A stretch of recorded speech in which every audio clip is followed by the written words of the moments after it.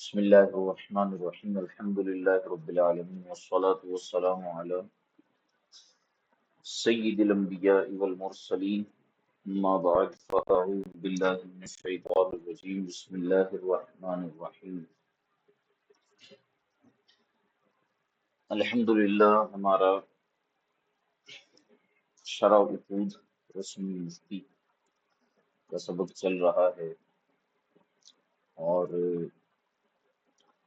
آج غالباً اس کا 12واں لیکچر ہے۔ کئی چیزیں امید ہے کہ ہماری سمجھ میں آ رہی ہوں گی اور آگے بھی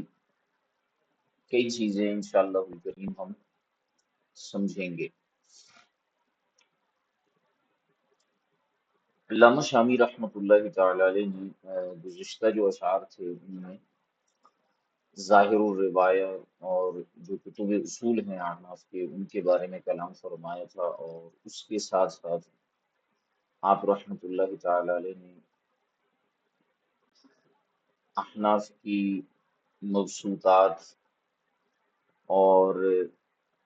امام حاکم شہید رحمۃ اللہ تعالی علیہ کی کتاب الکافی کا تعارف اور پھر اس کی مشہور شرح علامہ سرخسی رحمۃ اللہ تعالی علیہ کی جو شرح تھی اس کا ذکر فرمایا۔ آج جو اشعار ہم دیکھیں گے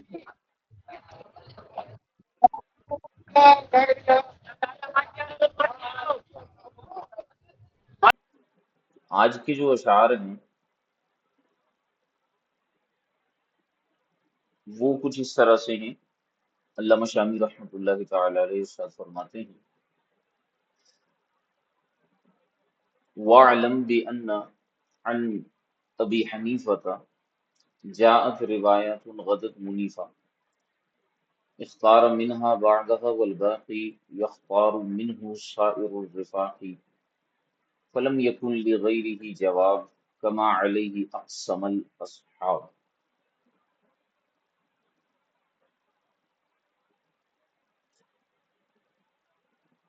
علامہ شامی رحمۃ اللہ تعالی علیہ فرماتے ہیں کہ جان لو بِأَنَّ عن ابی حنیفہ جاءت روایات غدت منیفہ، کہ بے شک ہمارے امام اعظم ابو حنیفہ رحمہ اللہ تعالی سے جو روایات منقول ہوئی اور جو روایت آئیں وہ واضح اور روشن ہیں۔ منیفہ کا معنی ہوتا ہے ممتاز، روشن، واضح۔ جو امام اعظم ابو حنیفہ رحمہ اللہ تعالی سے روایات ہمارے پاس آئیں وہ واضح اور روشن ہوئی۔ اختار منہا بعدہا والباقی یختار منہ سائر الرفاق۔ اختار کا فاعل امام اعظم ابو حنیفہ ہیں۔ امام اعظم رحمۃ اللہ تعالی علیہ نے ان روایات میں سے بعض کو اختیار فرمایا اور جو باقی روایات ہیں وہ روایات ہیں کہ جن کو آپ کے دیگر رفقا یعنی دیگر تلامذہ، دیگر جو شاگرد تھے انہوں نے اختیار فرمایا۔ یعنی امام اعظم رحمت اللہ تعالی علیہ کی جو روایات ہیں وہ انتہائی واضح، روشن ہیں۔ کچھ کو آپ نے اختیار فرمایا اور کچھ کو آپ کے اصحاب نے اختیار فرمایا۔ دیکھیے ایک چیز کو روایت کرنا، بیان کرنا ایک الگ چیز ہے اور اسے اختیار کرنا یہ الگ چیز ہے۔ علامہ شامی رحمت اللہ تعالی علیہ اس مقام پر یہی چیز سمجھانا چاہ رہے ہیں کہ امام اعظم رحمت اللہ تعالی علیہ سے جو منقول روایتیں ہیں وہ ڈھیر ساری بہت سی ہیں اور انتہائی واضح ہیں، کوئی ان کے اندر پوشیدگی نہیں ہے۔ بس جہاں پہ ہمیں تھوڑا سا ڈاؤٹ لگ رہا ہوتا ہے اس میں ہمیں یہ چیز سمجھنی چاہیے کہ امام اعظم نے انہی روایت میں سے بعض کو اختیار کیا اور بعض روایتوں کو آپ نے اختیار نہیں فرمایا، اور ان کو جو ہے وہ آپ کے تلامذہ نے، آپ کے شاگردوں نے اختیار فرمایا۔ فلم یکن لغیرہ جواب کما علیہ اقسم الاصحاب۔ اللہ اکبر۔ علامہ شامی فرماتے ہیں لہٰذا امام اعظم رحمت اللہ تعالی علیہ کے علاوہ کوئی جواب نہیں، یعنی آپ کے علاوہ جو ہے فقہ حنفی کے اندر کچھ بھی نہیں، کما علیہ اقسم الاصحاب، جیسا کہ اس پر آپ کے اصحاب اور آپ کے شاگردوں نے قسم اٹھائی ہے۔ یعنی ہم کہہ سکتے ہیں کہ ان اشعار کے اندر علامہ شامی رحمۃ اللہ تعالی علیہ نے گویا کے دریا کو کوزے میں بند کر دیا، کئی سوالات، کئی چیزوں کے جوابات دیے کہ جناب والا آپ کے جو شاگرد ہیں وہ آپ سے اختلاف کرتے ہیں، وہ آپ سے جو ہے وہ مسائل کو مختلف بیان کرتے ہیں، آپ نے خدوی میں پڑھا، ہدایہ میں پڑھا، جی امام اعظم نے یوں فرمایا، آپ کے شاگردوں نے یوں فرمایا، ایک ایک مسئلے کے اندر اختلاف ہے۔ تو یہاں تو اختلاف نظر آ رہے ہیں۔ علامہ شامی رحمۃ اللہ تعالی علیہ نے بڑے احسن خوبصورت انداز میں فرمائے کہ فقہ حنفی میں جتنی روایتیں آئی ہیں وہ امام اعظم سے منقول ہیں، واضح ہیں، روشن ہیں، بعض کو آپ نے اختیار فرمایا، اپنا مذہب بنایا، اور بعض کو آپ کے اصحاب نے اپنا مذہب بنا لیا، لیکن وہ روایتیں اصل بنیاد جو جڑ ہے وہ حضرت امام اعظم ابو حنیفہ رحمۃ اللہ تعالی علیہ ہیں، اور فقہ حنفی میں امام اعظم رحمۃ اللہ تعالی علیہ کے علاوہ کچھ بھی نہیں،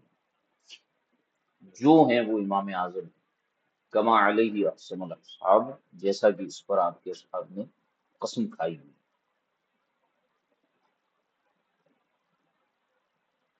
چلیں جناب اب اس کی شرح کی طرف چلتے ہیں۔ علامہ شامی رحمۃ اللہ تعالی علیہ ارشاد فرماتے ہیں هل يصح ان يكون للمجتهد قولان في مسألة، کیا یہ کہنا درست ہو سکتا ہے، یہ بات درست ہو سکتی ہے کہ مجتہد کے ایک مسئلے کے اندر مجتہد کے جو ہیں وہ دو یا دو سے زائد اقوال ہو سکتے ہیں؟ کیا یہ بات درست ہے؟ حقیقت سے اس کا کتنا تعلق ہے؟ ارشاد فرماتے ہیں اعلم بأن المنقول عن عامة العلماء في كتب الاصول، فقہ حنفی کی اصول کی جو کتابیں ہیں ان میں اکثر علماء کرام سے جو بات منقول ہے وہ اس مسئلے میں کچھ اس طرح سے ہے کہ انہ لا یصح فی مسئلۃ لمجتہد قولان للتناقض، اکثر علماء یہ فرماتے ہیں کہ ایک ہی مسئلے میں، یہاں ایک مسئلے کی بات ہو رہی ہے، یعنی ایک ہی مسئلے کے اندر کسی مجتہد کے دو اقوال تناقض کی وجہ سے ہوں، یہ ممکن نہیں۔ ایک ہی مسئلے میں کسی مجتہد کے دو اقوال تناقض اور تعارض کی وجہ سے ہوں، یہ بات ممکن نہیں ہے۔ لا یصح فی مسئلۃ لمجتہد قولان للتناقض، تناقض کی وجہ سے کسی مسئلے کے اندر کسی مجتہد کے دو اقوال ہوں۔ اب کیسے، اس کی آگے تصریحات فرما رہے ہیں، تسلی سے سنتے جائیے۔ فَإِنْ عُرِفَ الْمُتَأَخِّرُ مِنْهُمَا تَعَيَّنَ كَوْنُ ذَلِكَ رُجُوعًا وَإِلَّا وَجَبَ تَرْجِيحُ الْمُجْتَهِدِ بَعْدَهُ بِشَهَادَةِ قَلْبِهِ كَمَا فِي بَعْضِ كُتُبِ الْحَنَفِيَّةِ الْمَشْهُورَةِ۔ یہ جو علماء نے فرمایا نا کہ یہ بات ممکن نہیں ہے کہ ایک ہی مجتہد کے ایک ہی مسئلے میں دو ایسے اقوال ہوں جن کے اندر تناقض ہو. آپ نے منطق میں تناقض پڑھا ہوگا. تناقض مناطقہ جس کی تعریف کچھ اس طرح سے بیان کرتے ہیں کہ دو قضیوں کے اندر تناقض کا مطلب یہ ہوتا ہے کہ اگر ایک کو سچا مان لیا جائے تو دوسرے کا جھوٹا ہونا لازم آتا ہے، اور اگر ایک کو جھوٹا مانا جائے تو دوسرے کا سچا ہونا لازم آتا ہے. یعنی ان میں ایک قضیہ صادق ہوتا ہے، قضیہ صادقہ ہوتا ہے، اور دوسرا قضیہ قضیہ کاذبہ ہوتا ہے. تناقض مطلب بالکل الٹ ہوتے ہیں. جیسے اگر ہم یہ کہیں کہ کلو انسان حیوان، تو اس کی جو نتیج بنے گی وہ کیا بنے گی؟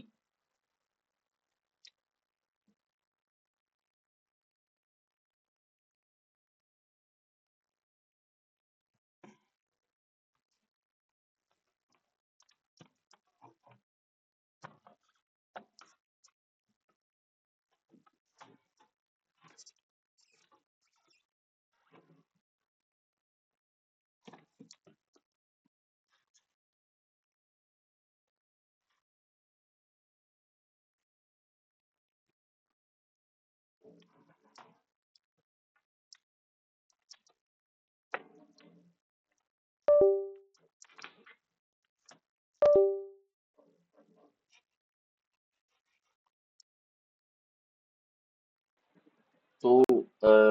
تناقض پر ہماری گفتگو چل رہی تھی کہ ایک قضیہ اگر ہم اسے سچا مان لیں تو دوسرے قضیے کو جو ہے وہ جھوٹا ماننا ہوگا، کیونکہ ان کے اندر یہ مکمل طور پر ایک دوسرے سے الٹ ہوتے ہیں. تو اب علامہ شامی رحمۃ اللہ تعالی علیہ نے فرمایا کہ اکثر علماء یہ بات فرماتے ہیں کہ کسی ایک مسئلے میں مجتہد سے دو اقوال جو ہے نا وہ بطور تناقض کے نہیں ہوتے، بطور تناقض کے دو اقوال نہیں ہوتے. اچھا، انه لا يصح في مسألة لمجتہد قولان للتناقض، کہ کسی ایک مسئلے میں کسی ایک مجتہد کے دو اقوال تک تناقض کی بنا پر نہیں ہوتے. اب اس کی مزید وضاحت کرتے ہوئے آپ ارشاد فرماتے ہیں فَإِنْ عُرِفَ الْمُتَأَخِّرُ، اگر قول متأخر معلوم ہو جائے. یہ ہم نے پیچھے بھی بات کی تھی کہ جب دو طرح کے اقوال یا دو طرح کی روایات ہمارے سامنے آ جاتی ہیں تو ہم ان کے اندر سب سے پہلے تقدم اور تاخر کو دیکھتے ہیں. یہ ایک بہت بڑا اصول ہے، بہت بڑا قاعدہ ہے یہ. تو لہٰذا فرماتے ہیں کہ اگر ہمیں جو ہے ان دو اقوال میں سے قول متأخر کا علم ہو جائے، ٹھیک ہے، تو تعین کون ذالک رجوعا، تو یہ بات متعین ہو جائے گی کہ ہم اسی قول کی طرف جو ہے وہ رجوع کریں گے. یعنی جو متاخر قول ہوگا اسی کی طرف ہم لوٹیں گے. یہاں رجوع سے مراد یہ نہیں ہے کہ مجتہد نے اس سے رجوع کر لیا ہے پہلے والے قول سے، یہ مراد نہیں ہے. فَإِنْ عُرِفَ الْمُتَأَخِّرُ مِنْهُمَا، جب ان دو اقوال میں سے متاخر، متاخر کا مطلب ہوتا ہے بعد میں آنے والا قول، جب وہ ہمیں معلوم ہو جائے تو تعین کون ذالک رجوعا، تو ہمیں جو ہے اس کے رجوع کی طرف جو ہے وہ تعین یعنی اس کی جانب رجوع کرنا جو ہے یہ متعین ہو جائے گا. وَإِلَّا وَجَبَ تَرْجِيحُ الْمُجْتَهِدِ بَعْدَهُ بِشَهَادَةِ قَلْبِهِ، اور اگر ہمیں تقدم و تأخر کا معلوم نہ ہو، یعنی ہمیں معلوم نہ ہو سکے کہ مجتہد کے ان دو اقوال میں سے پہلا قول کون سا تھا اور بعد والا قول کون سا تھا، تو پھر کیا ہوگا کہ وَإِلَّا، تو ایسی صورت میں کیا ہوگا اگر ہمیں معلوم نہ ہو تو پھر اپنی قلبی شہادت کے بعد مجتہد کے لیے کسی ایک کو ترجیح دینا واجب ہوگا. یعنی بندہ جو ہے، جو بعد کے علماء ہوں گے جو درجہ اجتہاد پہ ہوں گے، وہ جو ہے کیا کریں گے، ان دو اقوال میں سے کسی ایک قول کو جو ہے وہ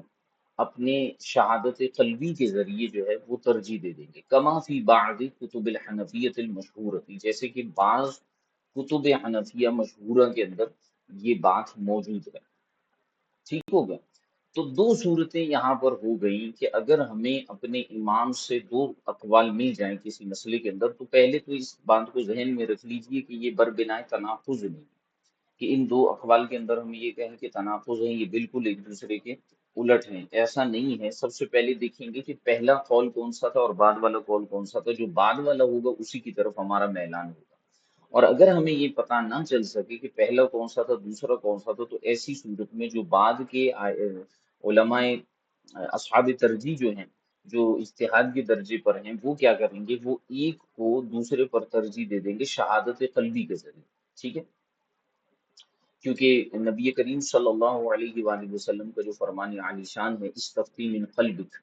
کہ اپنے دل سے فتویٰ طلب کرو۔ اب اس کے اوپر کافی لمبی چوڑی بحث ہو سکتی ہے کہ دل سے گواہی لینا اور اس کی شرائط کیا ہیں، اس کا طریقہ کار کیا ہے، کیا ہر کوئی اپنے دل سے گواہی لے سکتا ہے، اور اس کے مراتب کیا ہیں، علماء کے لیے کیسے گواہی ہوگی، عوام کے لیے کیسے گواہی ہوگی، یہ ایک پوری بحث ہے۔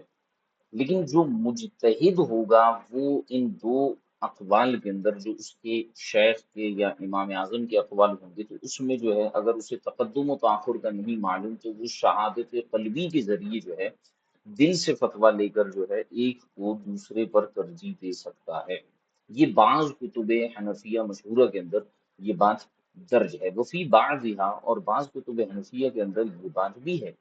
کہ انہ ان لم یعرف تاریخ فإن نقل في أحد القولين عنه ما يقويه فهو الصحيح عنده، وإلا فإن وجد متبع بلغ الاجتهاد في المذهب رجح بما مر من المرجحات۔ یہاں سے بعض دیگر کتب حنفیہ کے حوالے سے علامہ شامی رحمۃ اللہ تعالی علیہ سے بات کو بیان فرماتے ہیں کہ دیگر کتب میں یہ بات مذکور ہے کہ اگر رجوع کرنے کی جو تاریخ ہے، یعنی تقدم و تاخر ہے، اور اس کے ساتھ ساتھ ترجیح دو اقوال میں معلوم نہ ہو سکے، تو پھر ایسی صورت میں کیا ہوگا کہ یہ دیکھا جائے گا کہ اگر کسی ایک قول میں دلالتاً، یا اللہ آپ کا بھلا کرے اشارتاً، دلالتاً یا اشارتاً، یعنی امام ہی کے اقوال کے ذریعے دو اقوال جو انہوں نے بیان فرمائے ہیں، اب ہم امام کے دیگر اقوال کو دیکھیں گے۔ دو اقوال ہیں اور نہ آپ کو تقدم و تاخر کا پتہ چل رہا ہے۔ اب یہاں پہ شروع سے میں دوبارہ آپ کو اس میں ریپیٹ کرا دوں کہ بعض علماء نے یہ فرمایا کہ ہم تقدم و تاخر کو دیکھیں گے، اگر تقدم و تاخر کا علم نہ ہو سکے تو ہم کیا کریں گے، ہم جو ہے شہادت قلبی کے ذریعے جو ہے ایک قول کو دوسرے پر ترجیح دیں گے۔ یہ اصحاب ترجیح کی بات ہو رہی ہے، ہم سے مراد اصحاب ترجیح میں کہہ رہا ہوں، ورنہ ہمیں یہ اختیار نہیں ہے۔ ٹھیک ہے؟ تو جو بعد والے ہوں گے وہ ایک کو دوسرے پر شہادت قلبی کے ذریعے ترجیح دیں گے۔ یہ ہے بعض حنفیہ کا قول۔ اچھا، بعض احناف یہ کہتے ہیں کہ جب کسی مسئلے کے اندر امام سے دو اقوال منقول ہوں، تو وہی طریقہ ہے کہ ہم جو ہے وہ تاریخ کو دیکھیں گے، تقدم و تاخر کو دیکھیں گے، کہ اگر تقدم و تاخر ہے تو متاخر کو لے لیں گے، لیکن اگر جو ہے وہ متاخر ہمیں نہیں مل رہا، تو ہم یہ دیکھیں گے کہ امام نے کیا خود ایک قول کو دوسرے پر ترجیح دی ہے۔ اگر دی ہے تو بہت اچھی بات ہے، ہم اس کو لے لیں گے، اور اگر نہیں دی تو اب ہم کیا کریں گے۔ تو یہ جو فرمایا وفی بعضها، یہ دوسری صورت، وفی بعضها انه ان لم يعرف تاریخ، اگر تاریخ نہ پتہ چلے اور اس کے ساتھ آپ ایڈ کر لیں کہ ترجیح بھی پتہ نہ چلے، تو فإن نقل في احد القولين عنه ما يقويه، تو اگر امام سے، یہ عنہ کی جو ضمیر ہے یہ امام کی طرف لوٹ رہی ہے، تو اگر امام سے دو قولوں کے بارے میں کسی ایک دو قولوں میں سے کسی ایک قول کے بارے میں کوئی ایسی بات منقول ہو جائے، یہ جو ما ہے یہ عموم کا ہے، فی احد القولین عنہ ما یقوی، یہ نقلہ کا آگے نائب الفاعل جو ہے نا وہ یہاں آ رہا ہے، ما یقوی،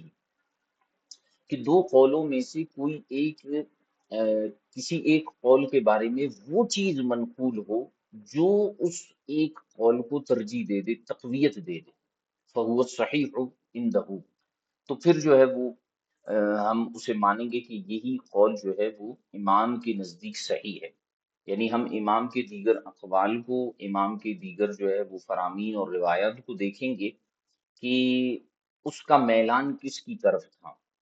تو اگر ہمیں دلالتاً یا اشارتاً، اسی لیے میں نے دلالت اور اشارت کا جو ہے لفظ استعمال کیا تو اگر ہمیں دلالتاً یا اشارتاً امام کے دیگر جو ہے اقوال سے کوئی ایسا قول ملتا ہے جو ان دو موقفات میں سے، ان دو اقوال میں سے کسی ایک کو ترجیح دینے والا ہے، تو پھر ہم اسی کو لے لیں گے۔ ٹھیک ہے، اچھا، اور اگر کوئی ایسا قول نہ مل رہا ہو جو امام کے دو اقوال میں سے کسی ایک قول کو دلالتاً یا اشارتاً ترجیح دے رہا ہو، تو پھر کیا کریں گے؟ فرماتے ہیں وَإِلَّا فَإِنْ وُجِدَ مُتَّبِعٌ بَلَغَ الْاجْتِهَادَ فِي الْمَذْهَبِ، تو اب ایسی صورت میں ہم یہ دیکھیں گے کہ اگر کوئی امام کا ایسا متبع، مقلد، یعنی متبع مقلد سے مراد یہ ہے کہ وہ بھی پائے درجے کا عالم ہو، وہ امام کا مقلد ہو، تو اگر ایسا کوئی مقلد ہمیں نظر آتا ہے جو امام کے مذہب میں بلغ الاجتہاد، درجہ اجتہاد پر ہو، امام کا مقلد لیکن درجہ اجتہاد پہ ہو، ٹھیک ہے، فَإِن وُجِدَ مُتَّبِعٌ بَلَغَ الْاجْتِهَادَ فِي الْمَذْهَبِ، جو کہ مذہب کے اندر درجہ اجتہاد پر ہو، تو رجح بما مر من المرجحات، تو وہ کیا کرے گا کہ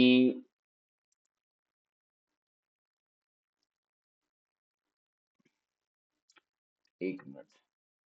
فَإِن وُجِدَ مُتَّبِعٌ بَلَغَ الْاجْتِهَادَ فِي الْمَذْهَبِ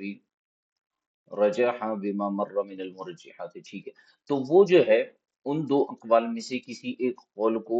ان اصولوں کی بنیاد پر ترجیح دے گا جس کا ذکر پیچھے گزر چکا ہے، اور ان کے پیش نظر جو ہے وہ کیا کرے گا، ان دو اقوال میں سے کسی ایک قول کو ترجیح دے دے گا، ٹھیک ہے، ان وجدہ،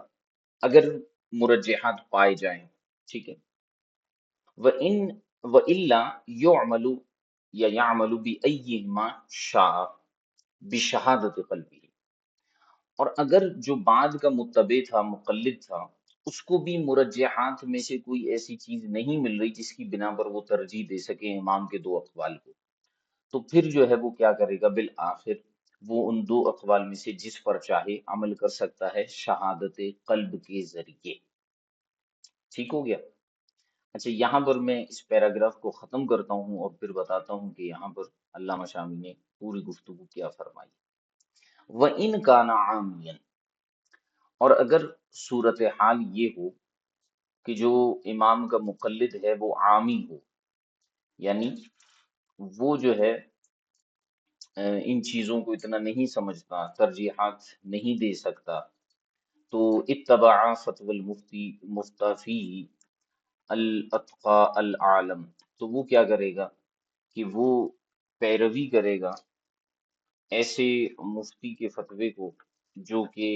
ان معاملات کے اندر اتقا ہوگا، زیادہ تقوی والا ہوگا اور زیادہ علم والا ہوگا، ٹھیک ہے، وَإِنْ كَانَ متفقہن، اور اگر وہ شخص جو ان دو اقوال کو دیکھ رہا ہے وہ متفقہ ہو، متفقہ سے مراد یہ ہے کہ وہ جو ہے علم فقہ کے اندر غور و فکر کرنے والا ہے، تو طبع المتاخرین، وہ علماء متاخرین کی اتباع کرے گا، وعمل بما ہوا اصوب و احوط عنده، اور وہ اس قول پر عمل کرے گا جو اس کے نزدیک زیادہ احوط، یعنی زیادہ احتیاط والا، زیادہ بہتر قول ہوگا، کذا فی التحریر للمحقق ابن الحمام، جیسا کہ محقق ابن الحمام رحمۃ اللہ تعالی علیہ کی کتاب التحریر کے اندر یہ بات مذکور ہے۔ اچھا جی، امام ابن حمام کی کتاب ہے التحریر فی الاصول۔ اب ذرا اس پیراگراف کو خلاصتاً میں آپ کے سامنے بیان کروں کہ علامہ شامی رحمۃ اللہ تعالی علیہ نے موضوع یہ بیان فرمایا کہ اگر کسی مسئلے کے اندر آپ کے امام کے آپ کے مجتہد سے مراد، جو اوپر سب سے پہلے اوپر مجتہد لکھا ہوا ہے، اس سے مراد امام ہے، جیسے فقہ حنفی میں امام اعظم ہو گئے۔ امام اعظم رحمۃ اللہ تعالی علیہ سے دو اقوال ہیں، تو سب سے پہلے اس بات کو ذہن نشین کر لیں کہ یہ دو اقوال باعتبار تناقض کے نہیں ہیں، ٹھیک ہے۔ اقوال کے اندر اختلاف جو ہے وہ ایسا نہیں ہے کہ اس کے اندر بالکل ہی تناقض ہے، بالکل ہی الٹ ہے، اس کے اندر کہیں نہ کہیں یہ اقوال آپس میں میچ کرتے ہوں گے۔ بہرحال جب تناقض ہے تو اب کیا کیا جائے گا؟ اب دو طرح کے احناف کے درمیان مذاہب ہیں، ایک انتہائی مختصر طریقہ بیان کیا گیا ہے اور ایک جو ہے وہ کافی تفصیلی طریقہ ہے۔ جو مختصر طریقہ ہے وہ یہ ہے کہ بعد والا بندہ جو ہے، جو امام کا مقلد ہوگا اور درجہ اجتہاد پر ہوگا، یعنی اصحاب ترجیح وغیرہ ہوں گے، وہ کیا کریں گے؟ وہ یہ دیکھیں گے کہ امام کا قول متاخر کون سا ہے، بعد والا قول کون سا ہے، وہ اس کو لے لیں گے، اسی پر عمل کر لیں گے۔ یہ بات میں نے پہلے بھی آپ کو بتائی کہ احناف کا اصول ہے کہ دو اقوال میں سے ہم تقدم و تاخر کو ہمیشہ دیکھتے ہیں اور اسی کو ترجیح دے دیتے ہیں، اور اگر جو ہے تقدم و تاخر کا پتہ نہ چلے تو بعد کا جو مقلد مجتہد ہے وہ کیا کرے گا کہ وہ شہادت قلب کے ذریعے کسی ایک قول کو ترجیح دے دے گا اور اس پر عمل کرے گا اور اسی پر فتویٰ دے گا۔ یہ ہو گیا احناف کا ایک مذہب، جبکہ دیگر احناف اس کے اندر تھوڑی سی تفصیل کی طرف جاتے ہیں اور وہ تھوڑی سی اس کی کلاسیفیکیشن بیان کرتے ہیں، تھوڑی سی اس کی تقسیم کاری بیان کرتے ہیں۔ وہ کہتے ہیں دیکھیں کہ امام کے کسی مسئلے کے اندر دو اقوال اگر آپ کو ملتے ہیں تو سب سے پہلے آپ تقدم و تاخر کو دیکھیں گے، کیونکہ یہ ہمارا قاعدہ کلیہ ہے، تقدم و تاخر کو دیکھیں گے، ملتا ہے تو بہت اچھی بات ہے، آپ قول متاخر کو لیں گے، قول مقدم کو جو ہے وہ آپ چھوڑ دیں گے، اور اگر تقدم و تاخر نہیں ہے تو آپ یہ دیکھیں گے کہ کیا خود مجتہد نے اپنے دو اقوال میں سے کسی ایک قول کی ترجیح بیان کی ہے، اگر کی ہے آپ وہ لے لیں گے، یعنی صراحتاً اگر ترجیح بیان کی ہے تو آپ اس کو لیں گے، اور اگر اس طرح سے بھی نہیں ہے تو پھر اب آپ امام کے دیگر اقوال کو دیکھیں گے کہ ان کی زندگی میں جو ان کے دیگر اقوال تھے، کیا وہ اقوال ان دو مختلف فی اور مختلف قسم کے جو اقوال ہیں ان میں سے کسی ایک کی طرف مائل ہوتے ہیں یا نہیں ہوتے، یعنی امام نے اپنی زندگی میں کوئی ایسا اصول بیان کیا ہو، کوئی ایسا مسئلہ، کوئی ایسی بات بیان کی ہو جو اس مسئلے پر قیاس کرتے ہوئے ہے یا اس مسئلے پر جو ہے وہ مائل ہوتے ہوئے ہے، تو اگر ایسا کوئی قول امام کا کہیں اور سے ہمیں ملتا ہے جو ان دو اقوال میں سے کسی ایک کو تقویت دے رہا، تو پھر ہم جو ہے جس قول کو تقویت مل رہی ہوگی ہم اسی کو لے لیں گے، اور اگر ایسا بھی نہیں ہے تو اب ہم اور تھوڑا سا نیچے جائیں گے۔ اب امام کے جو مقلد مجتہدین ہوں گے، جیسے امام ابو یوسف ہو گئے، امام محمد ہو گئے، امام ظفر ہو گئے، ان کو اب ہم دیکھیں گے کہ ایسا کوئی مقلد جو درجہ اجتہاد تک پہنچا ہے اور مذہب کے اندر اسے اجتہاد کا درجہ حاصل ہے، یعنی مجتہد فی المذہب ہے، تو مجتہد فی المذہب کون ہے؟ امام ابو یوسف ہے، امام محمد ہے، تو وہ جو ہیں ترجیح کے طریقوں میں سے کسی ایک طریقے کے ذریعے جو ہے وہ امام کے قول کو ترجیح دے دیں گے، اگر انہیں ترجیح وہاں پر نظر آ رہی ہوگی۔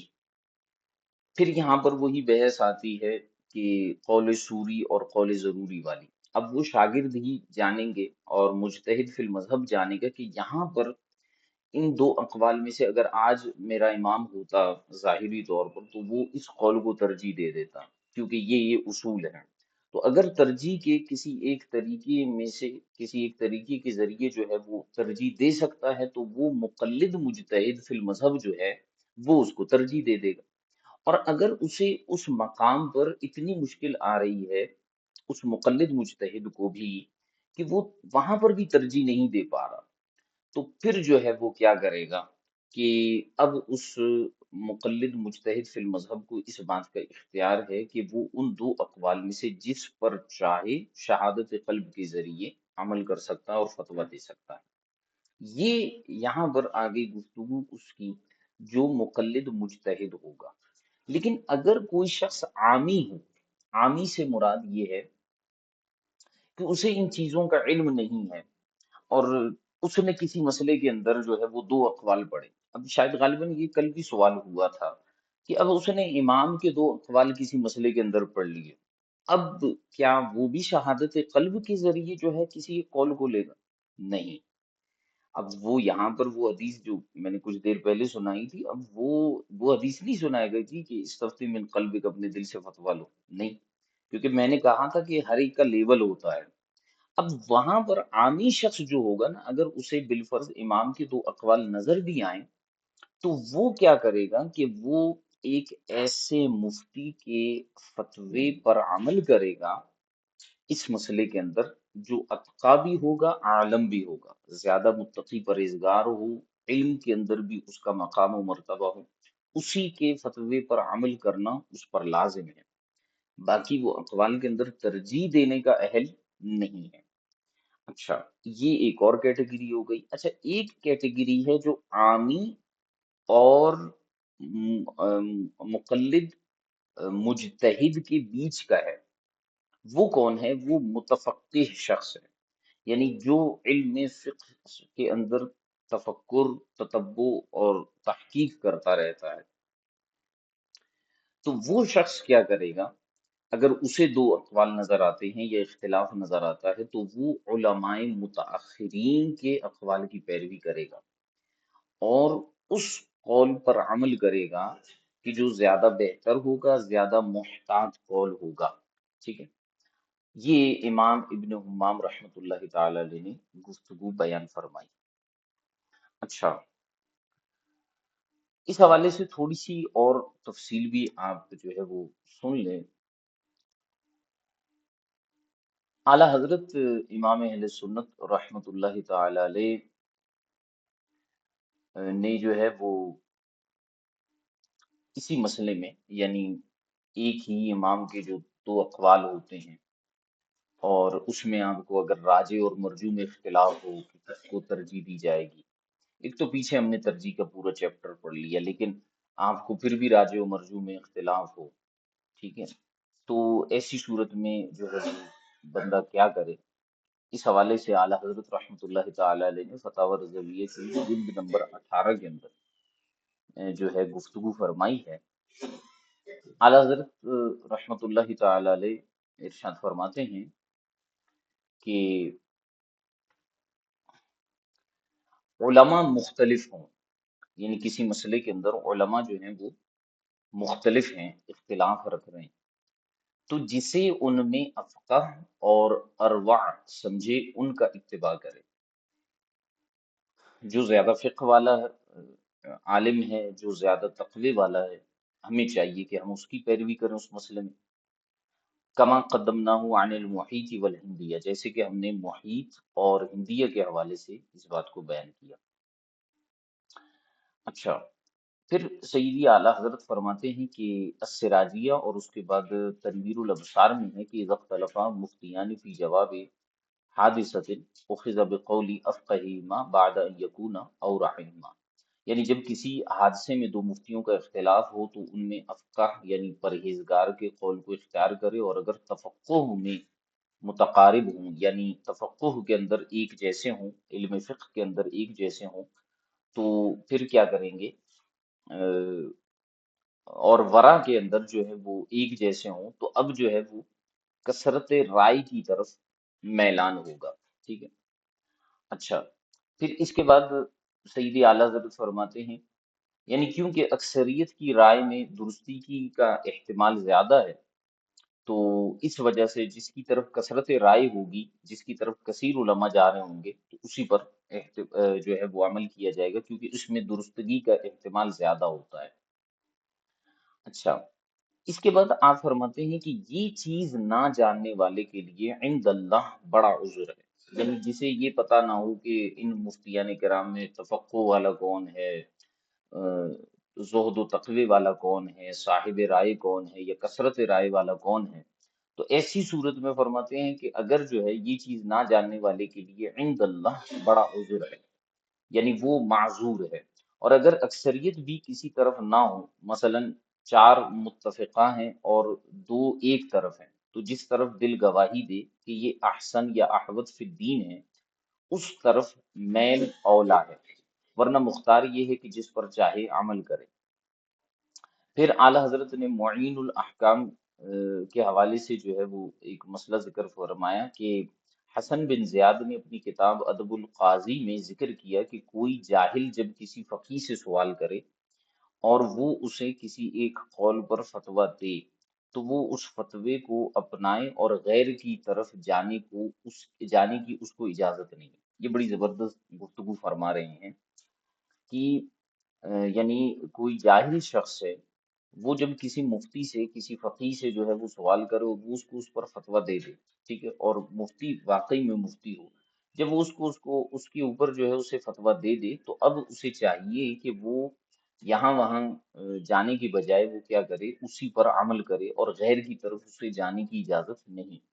اگر شہر میں دو مساوی فقی ہوں، یعنی دو ایسے فقہا ہوں جو درجے میں ایک جیسے ہیں، تو دونوں سے چاہے رجوع کرے، اور اگر دونوں میں اختلاف ہو تو اسے چاہیے کہ غور کرے کہ جس کی بات دل میں درست سمجھے اس کو اپنائے، تو یہ جائز ہے۔ اور اگر شہر میں تین فقی ہوں اور دو کی رائے متفق ہو تو ان کی بات کو اپنائے اور تیسرے کی طرف رجوع کی گنجائش اسے نہ ہوگی۔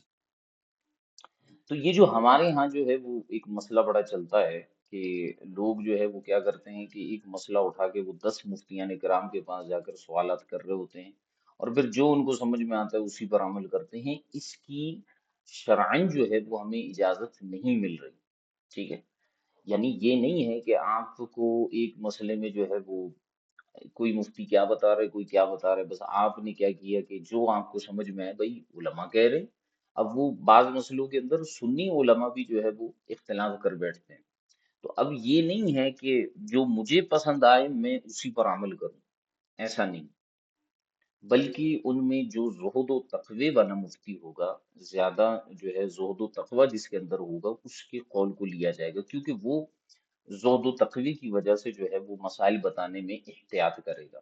لہٰذا اس کا مسئلہ جو ہے وہ زیادہ بہتر اور سمجھ میں آنے والا ہوگا، لہٰذا اس پر عمل کیا جائے۔ یہ نہیں ہے کہ جو مجھے سمجھ میں آ رہا ہے یا جو میرے لیے آسان ہے میں اس پر عمل کروں۔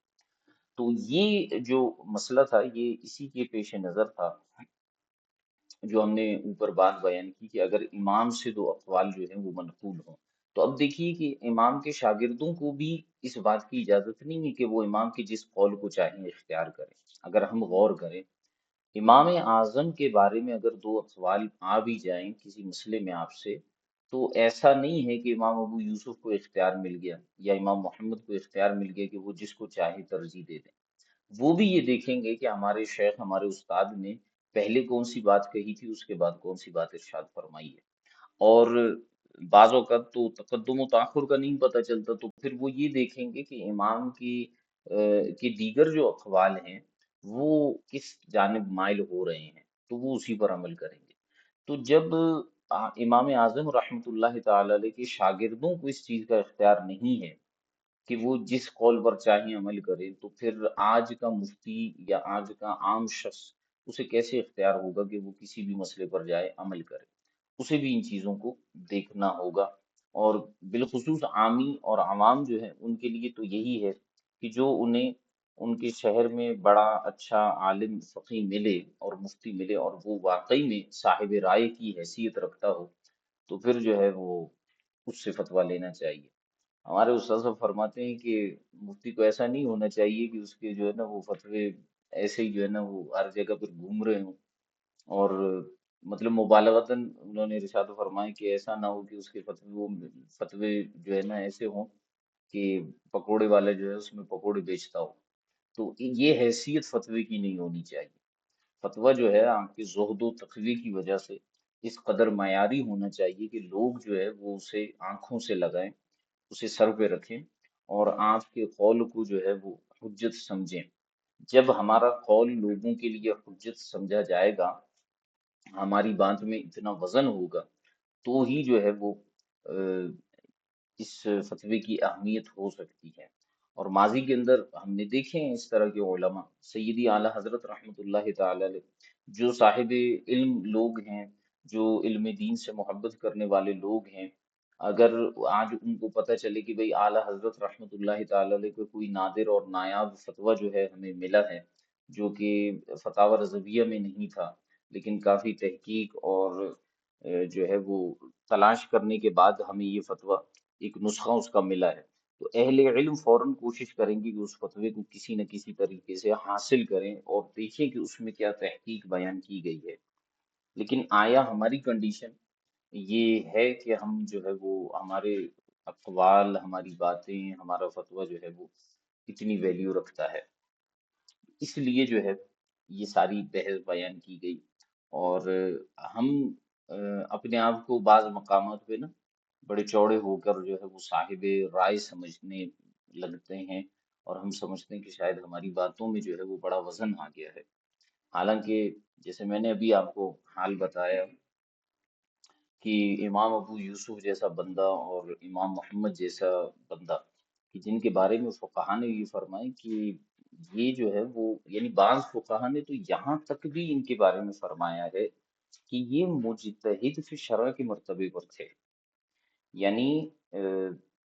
جو مجتہد فی شرع ہیں جیسے امام شافعی، امام اعظم، امام احمد بن حنبل، امام مالک،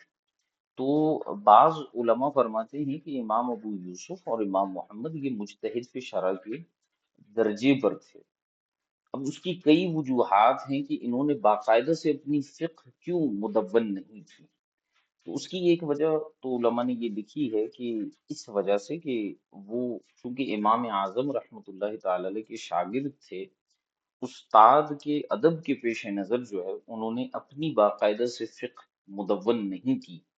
ورنہ اصولوں کے اندر ان کا عالم یہ تھا کہ وہ جو ہے وہ درجہ اجتہاد پر تھے۔ حتیٰ کہ بعض علماء یہاں تک بھی لکھتے ہیں کہ امام ابو یوسف اور امام محمد نے کچھ مسائل میں امام اعظم سے اصولوں کے اندر بھی اختلاف کیا ہے اور اپنے اصول بھی بیان کیے ہیں، لیول ان کا یہ تھا، لیکن پھر بھی ان کو اجازت نہیں کہ وہ اپنے امام کے جس قول پر چاہے عمل کر لیں، انہیں بھی انہی اصولوں کی پاسداری کرنی ہوگی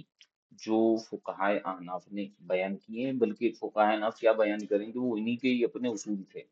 تو جس کے اپنے اصول ہوں وہ اپنے اصول کیسے توڑے گا؟ تو ان کے اپنے ہی اصول تھے یہ کہ اگر ہمارے امام کا ایک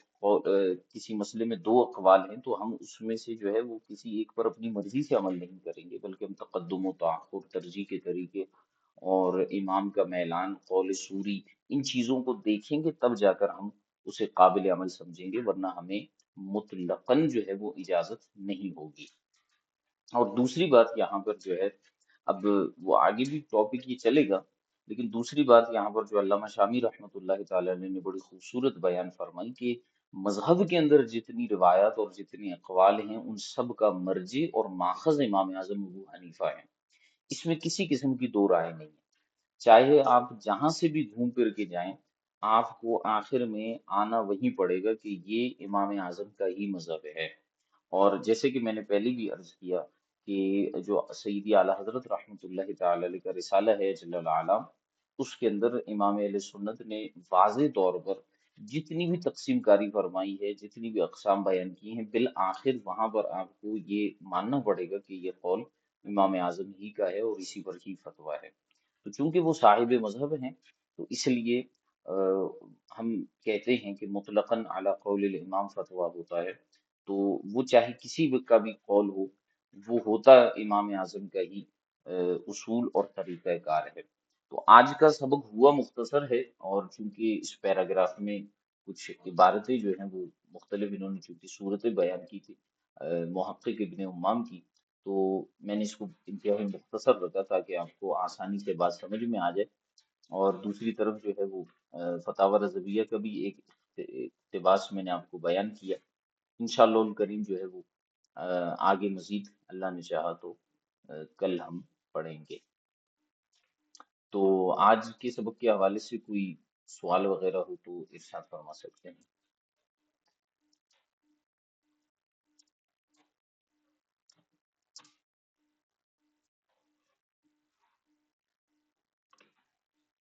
چلو جناب۔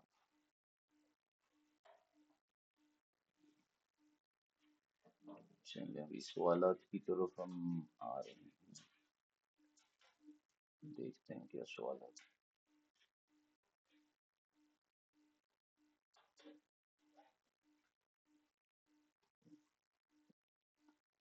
اچھا جی، میری آواز کٹ رہی ہے، پھر ٹھیک ہو گئی ہے، ٹھیک ہے جی، آواز کٹ رہی ہے۔ ورا سے مراد اعلیٰ حضرت کے قول میں ورع ہے، زہد و ورع، السلام علیکم تقوی، ورحمۃ اللہ وبرکاتہ۔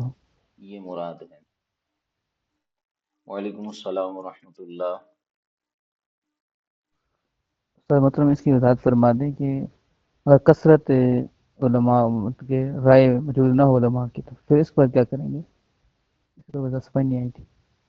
کسی کیا مسئلے میں، فرما رہے ہیں؟ کسی ایک مسئلے میں سر محترم کثرت رائے علماء کی اگر نہ ہو تو اس کے بعد ہم، پھر کیا، کون سا درجہ ہوگا اس میں؟ اگر ایک مسئلے میں کثرت رائے نہ ہو، یہ پوچھ رہا ہوں۔ جی حضور۔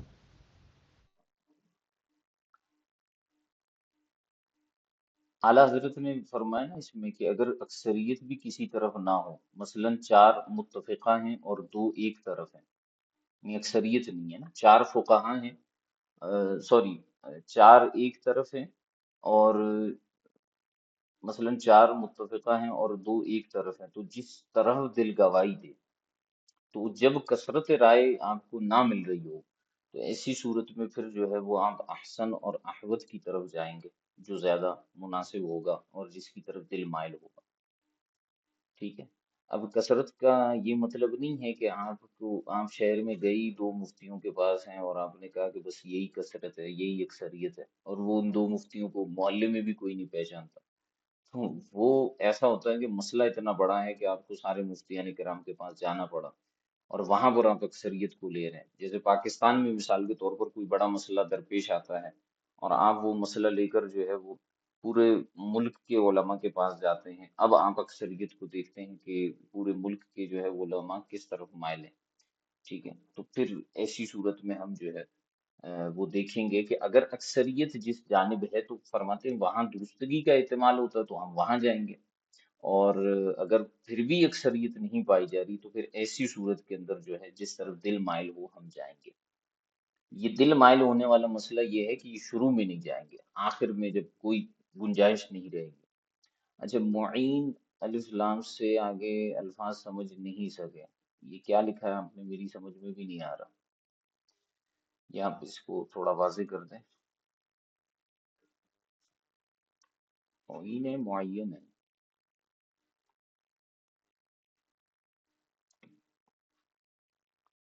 اچھا، مذہب میں جتنے بھی اقوال اور مسائل ہیں ان کا ماخذ و مرجع امام اعظم ہی ہے، یہ کن کا قول ہے؟ ہم محمد کا، یہ فقہائے اناف کا قول ہے۔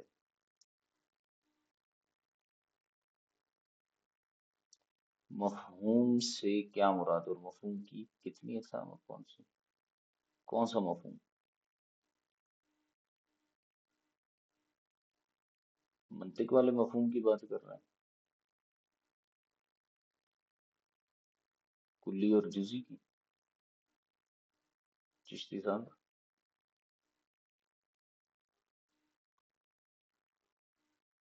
تو میں منطق پڑھا رہا ہوں کیا؟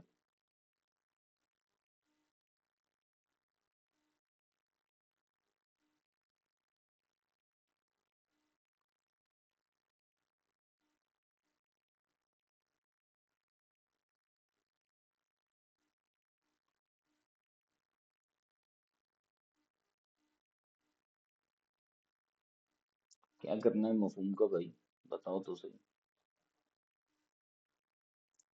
آپ سوال اس طرح کرتے ہیں جیسے ایسے لگ رہا ہوتا ہے جیسے آپ میرا ٹیسٹ لے رہے ہیں،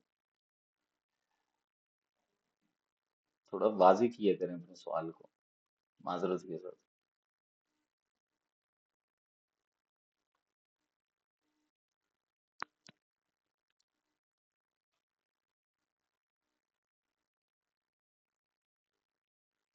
وہ معین الف لام سے آگے الفاظ، یہ کون سے والے ہیں؟ یہ بھی میری سمجھ میں نہیں آ رہا۔ کبھی کہنے جی جی، واضح بتائیں، ارشاد فرمائیں، میں جواب دے دوں آپ کو. معین والا کام کیا ہے؟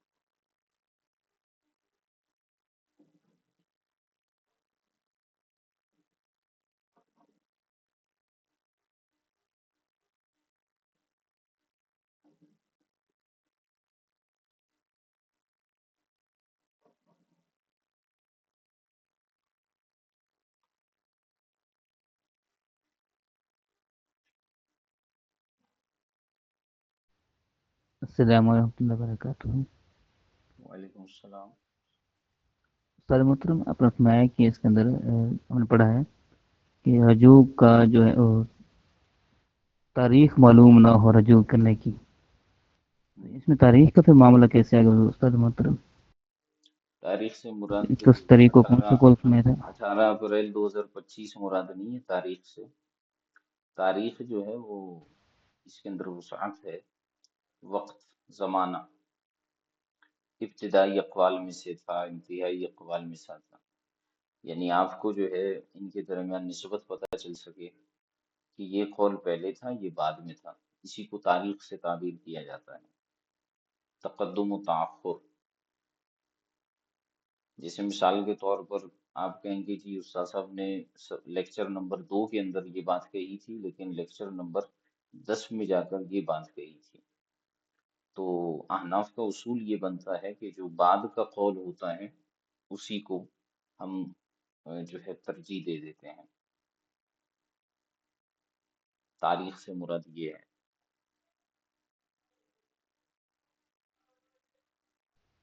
جزاک اللہ خیر. مجتہد کے قول میں تناقض ہو تو کتب احناف سے 2 قول پڑھے. پہلے میں یہ کہ قول متاخر پر عمل کرے. نہ معلوم ہو تو شہادت قلب، اور دوسری صورت میں جو بعض دیگر کتب میں ہے اس میں مزید صورتیں بیان کی گئی. مجتہد کے قول میں تناقض ہو تو کتب احناف سے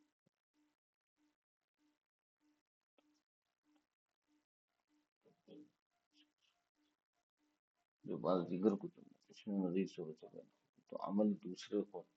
جی ہاں عمل دوسرے قول پر ہوگا، کیونکہ پہلا تو انتہائی مختصر بیان کیا گیا ہے. اچھا وہ قول بھی غلط نہیں ہے. وہ قول جو بیان کیا ہے بعض کتب احناف میں وہ مقلد مجتہد کے لیے ہے کہ تقدم و تاخر دیکھے اور یہ چیزیں دیکھے. اور وہ جو دوسرا قول دیگر کتب میں بیان کیا گیا ہے وہ پھر انہوں نے دیگر جو ہے وہ طبقات کے لیے بھی اس کو طریقہ کار بتا دیا کہ کیسے کرے. سیدی اعلیٰ حضرت نے بھی یہ جو تفصیل بیان کی ہے نا وہ بھی امام ابن حمام کی طرف مائل ہو کر بیان کی ہے. اعلیٰ حضرت کا ایک اسلوب ہے کہ اعلیٰ حضرت رحمۃ اللہ تعالی علیہ آپ کو کئی جگہوں پر محقق امام ابن حمام رحمۃ اللہ تعالی علیہ سے کافی متاثر نظر آئیں گے. تو محقق ابن حمام کا واقعی میں مقام و مرتبہ بھی ایسا ہی ہے. تو اعلیٰ حضرت کئی جگہوں پر ان کے حوالے دیتے ہیں امام ابن حمام کے. تو ان کا یہ قول جو ہے وہ کافی مضبوط ہے کیونکہ اس میں تفصیل زیادہ ہے. اعلیٰ حضرت کے قول کی شروع یہ الفاظ فرمائے تھے آپ نے معین، اس کے بعد آواز کٹ گئی.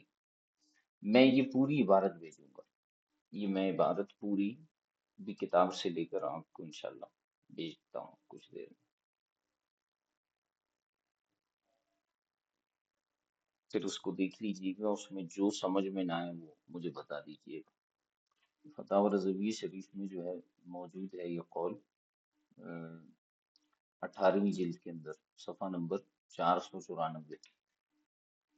میں اس سے بھیج دیتا ہوں. پھر اس میں جو سوال ہو آپ پوچھ لیجیے. اور کوئی سوال؟ استاد محترم آج کسی نے بندہ نے سوال مجھ سے کیا ہے کہ ہم امام اعظم کو زیادہ مانتے ہیں، ان کے جتنے بھی اصول ہیں کیا اس کی بنیاد قرآن و حدیث پر ہے، اور کیا وہ اصول قرآن و حدیث کے مطابق لکھے گئے ہیں؟ پڑھتے تو بہت سی کتابیں ہیں لیکن باقاعدہ ایک اصول ہو اس کے تحت حدیث پاک یا قرآن پاک کی آیت لکھی ہو یا کسی مقتدر کے نبی کا ذکر ہو. ہم، تو ایسی کوئی کتاب یا کوئی ایسا مقصد ہے کہ ایک پھر آپ نے کیا فرمان آپ، جواب دیا؟ میں تو یہی جواب دے ہے تو قرآن حدیث کے مطابق آپ باقاعدہ ایک کتاب اس حوالے سے میں نے نہیں جواب پڑھی. یہ دیتے کہ نہیں وہ دکان میں بیٹھ کر انہوں نے اصول بنائے، ان کو کیا کام تھا علم دین سے، دکان میں بیٹھ کے انہوں نے اصول بنائے۔ آج کا بندہ قرآن و حدیث زیادہ جانتا ہے، ان کو کیا بتا دو؟ خدا کے بندے، انہوں نے اپنی طرف سے تو یہ چیزیں بیان نہیں کی ہیں۔ اب ہم پتہ ہے کیا چاہتے ہیں؟ ہم یہ چاہتے ہیں کہ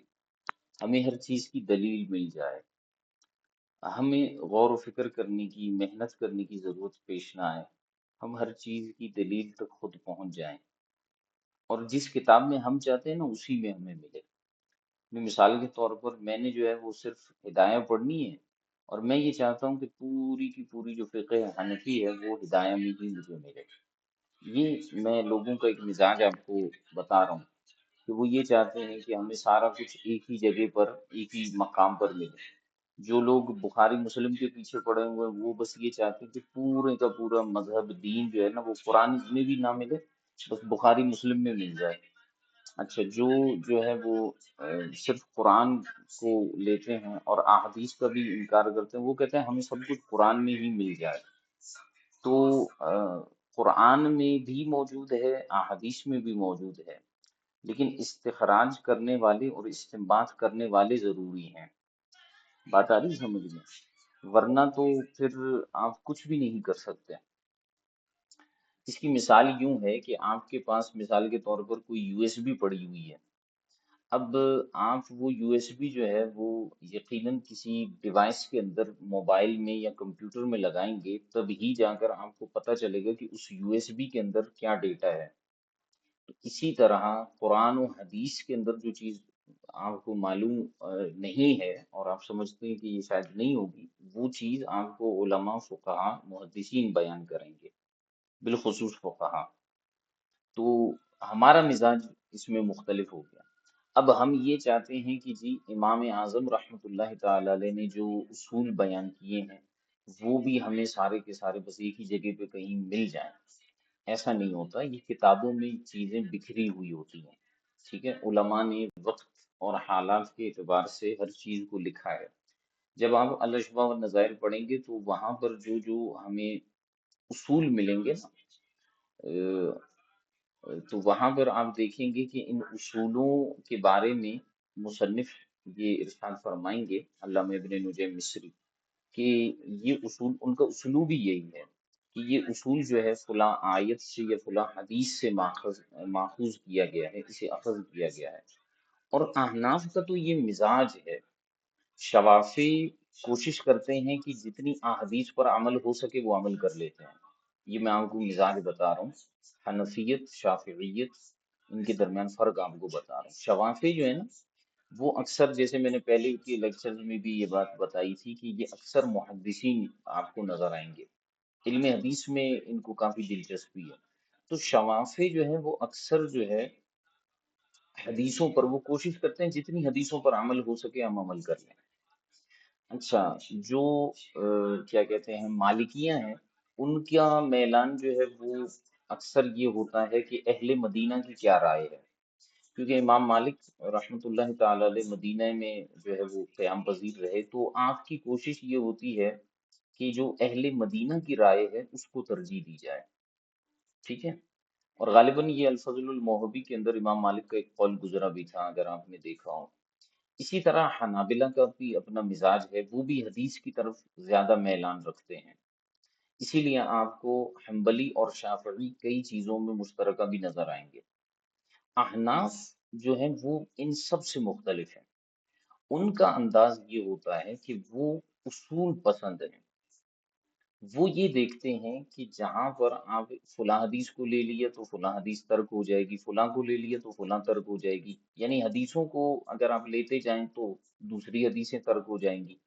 اچھا، اہل مدینہ کی رائے لی تو بعض اوقات یہ ہوتا ہے کہ دیگر جو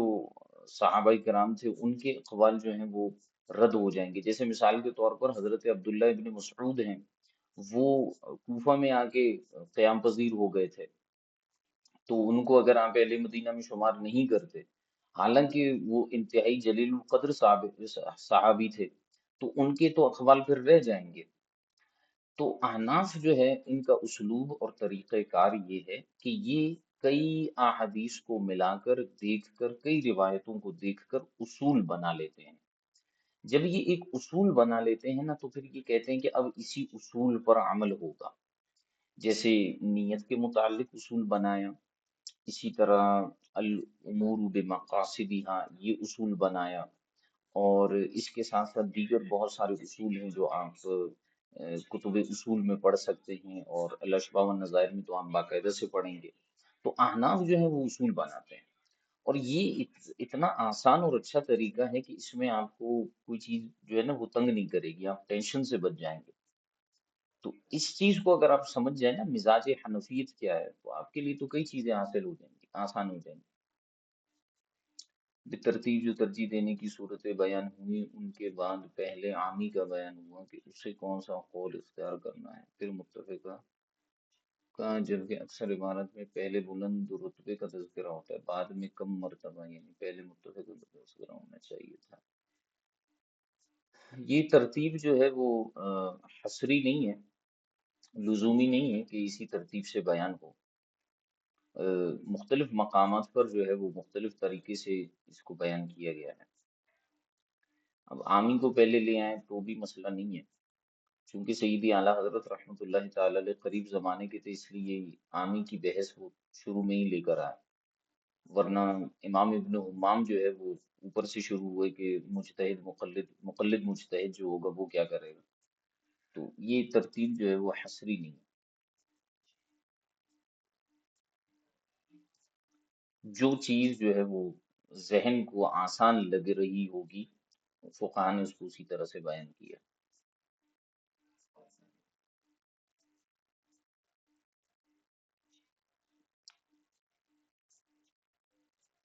حصری کا معنی ہوتا ہے محصور کر دینا، کسی چیز کو بند کر دینا کہ اس کے علاوہ یہ چیز نہیں ہو سکتی۔ جیسے اسم فعل حرف جو ہے، کلمے کی تقسیم اسم فعل حرف میں محصور ہے، یہ تقسیم حصری کہلاتی ہے۔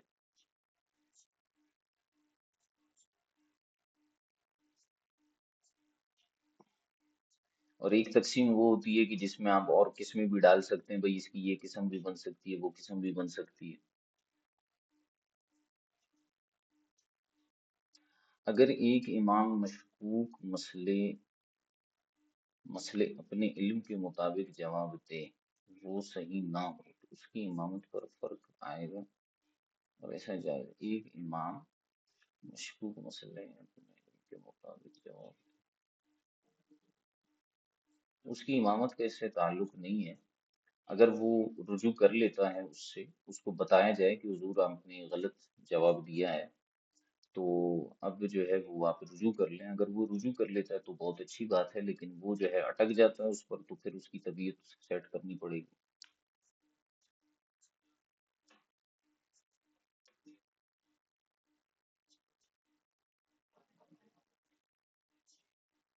جی اور کچھ، اور کوئی سوال؟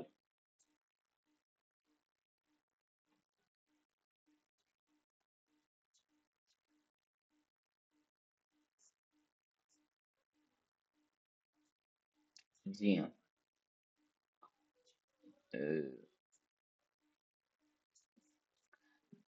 بغیر علم کے فتویٰ دینا تو علماء نے اس کو حرام بھی لکھا ہے۔ ان کو چاہیے تھا امام صاحب کو کہ وہ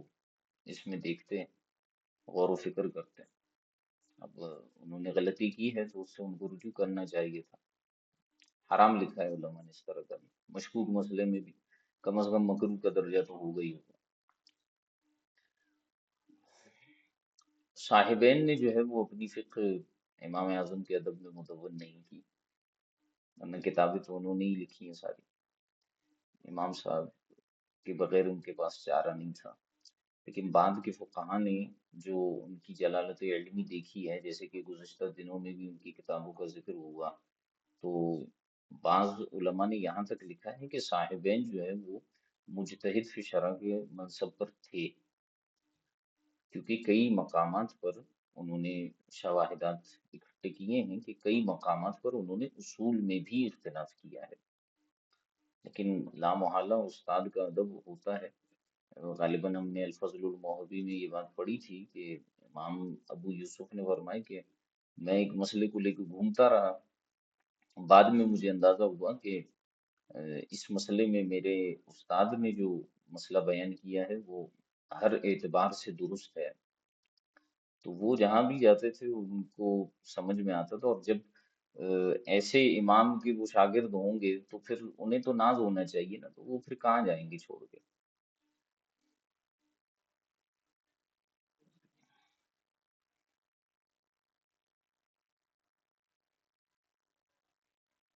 جی اور کوئی سوال؟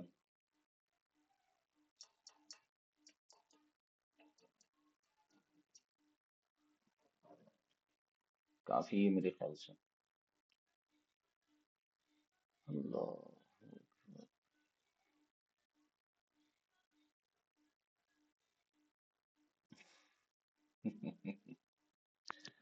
اختلاف، میرے خیال سے اگر میرے بس میں ہوتا نا تو میں یہ اختلاف کا لفظ ہٹا دیتا۔ فقہا نے یہ لفظ استعمال کیا ہے کہ اختلاف کیا ہے، وگرنہ حقیقت میں وہ اختلاف نہیں تھا، وہ وہی تھا جو امام نے کہا تھا۔ امام کے سب سے زیادہ مزاج کو سمجھنے والے ہی وہی تھے، وہ اختلاف کیسے کر سکتے ہیں؟ کاش ہم یہ لفظ ہٹا سکتے کہ اختلاف کیا تھا، لیکن علماء نے بیان کیا ہے، علامہ شامی جیسے بندوں نے بیان کیا، وہ ہم کیا کہہ سکتے ہیں۔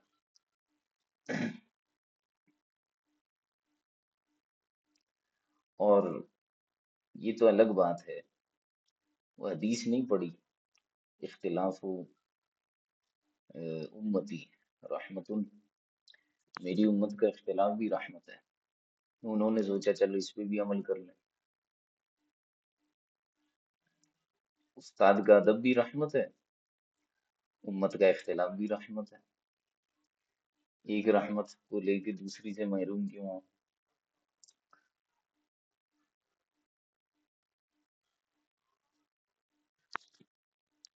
چلیں جناب،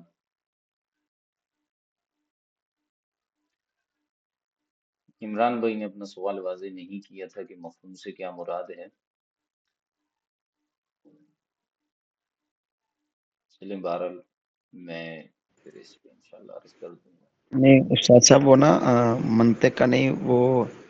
اسی کے تحت سوال تھا، آپ فرما رہے یعنی تھے وہی میں سمجھا منطق کا پوچھ رہے ہیں آپ۔ نہیں وہ مفہوم کی دو قسمیں بیان کی جاتی ہیں، مفہوم میں موافق اور مفہوم میں مخالف۔ ہاں جی جی جی جی، تو وہ آج کے سبق میں تو ہم نے بیان نہیں کیا تھا۔ وہ آج نے ایک لڑکے نے اس طرح کا سوال کیا تھا، میں نے کہا میں پوچھ کے بتاؤں گا۔ ہم، مفہوم میں نے پہلے یہی، موافق اور مفہوم مخالف بہت آسان سی چیز ہے ہاں کہ جی جیسے مثال کے طور پر ایک بندہ یہ کہتا ہے، آپ اس کو، وہ آتا ہے آپ کے پاس، آپ اس کو کہتے ہیں آؤ کھانا کھاؤ، تو وہ کہتا ہے کہ میں ہاں جی نہیں کھاؤں گا، میں نہیں کھاؤں گا۔ اب اس کا مفہوم موافق تو یہ ہے کہ اس نے نہیں کھانا، اور مفہوم مخالف یہ ہے کہ آپ کہیں کہ اس کا مطلب ہے تم نے کھایا ہوا ہے، ٹھیک ہے، حالانکہ اس نے یہ بات نہیں کہی، تو اب آپ کہیں گے کہ اس کا مطلب ہے تم نے کھایا ہے۔ تو یہ جو آپ نے مفہوم اخذ کیا، مفہوم در حقیقت مناطقہ کی زبان میں اس چیز کو کہا جاتا ہے جو کسی چیز سے آپ کے سمجھ میں آ جائے، آپ کے ذہن میں آ جائے، اسے مفہوم کہا جاتا ہے۔ خارج میں وہ کلی کہلاتا ہے، اور ذہن میں لائیں تو وہ مفہوم کہلاتا ہے، ٹھیک ہے۔ پھر مناطق مختلف اعتبارات سے اس کی تقسیم کرتے ہیں، یہ جو ہے یہ منطوق کے اعتبار سے مفہوم کی قسمیں ہوتی ہیں، مخالف اور موافق۔ تو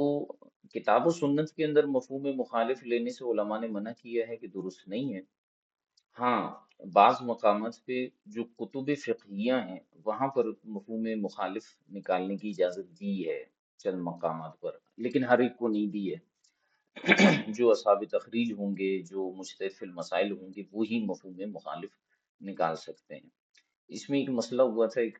ٹرین والا مسئلہ تھا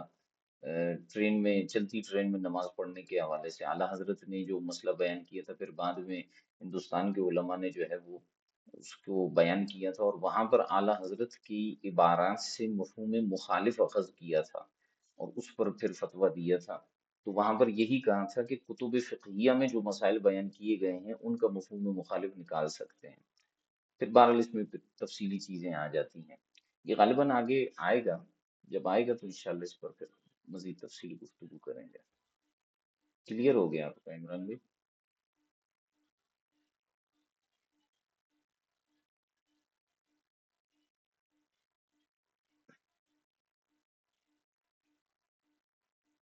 ماشاءاللہ، چلیں اچھی بات۔ اب کہاں موجود ہے؟ واللہ عالم کہ مجتہد فی المسائل یا فی الجزیات موجود ہیں یا نہیں، ہمیں تو آج کل اتنی نظر نہیں آتا۔